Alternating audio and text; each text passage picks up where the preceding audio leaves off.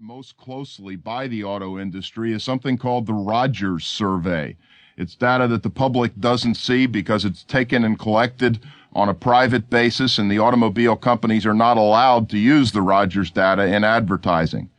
The Rogers data has a wonderful little measurement. It measures what they call TGW, or things gone wrong.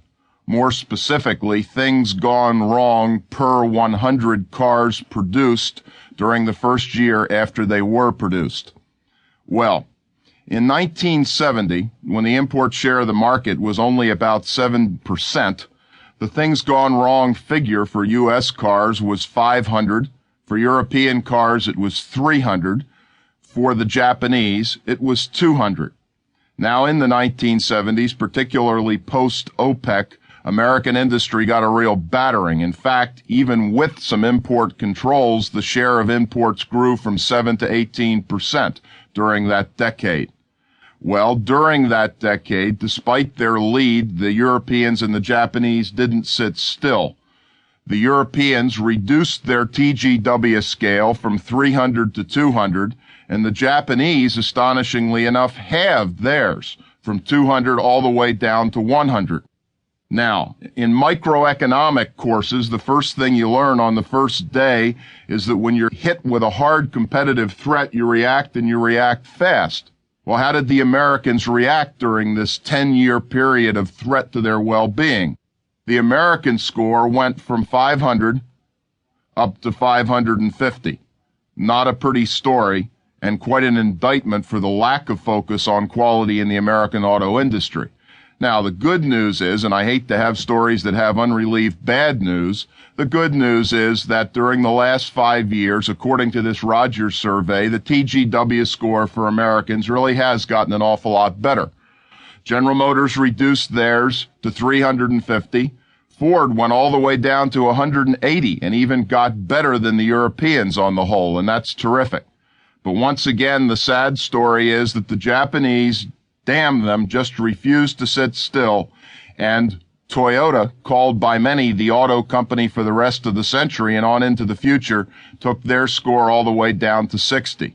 My real point in belaboring these figures is to say we've worked like the dickens, we've worked our backsides off, our quality is getting better, and it's still pathetic relative to the competition.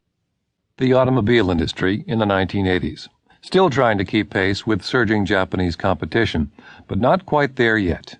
Many American executives, frustrated with the competition, have pushed the government to impose strict trade barriers. In the shoe and textile trades, industries impacted most by foreign competition, the cry for protection has never been louder. But for Tom Peters, those cries should go unanswered.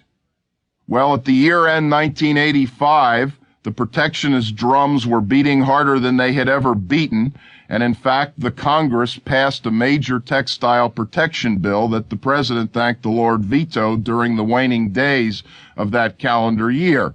The textile people were begging for mercy. They need relief, they say. The reality is that we've been giving them relief for the last 30 years, and we haven't seen very much progress. 30 years break to reinvest in manufacturing and product development. And what do we find after 30 years of protection?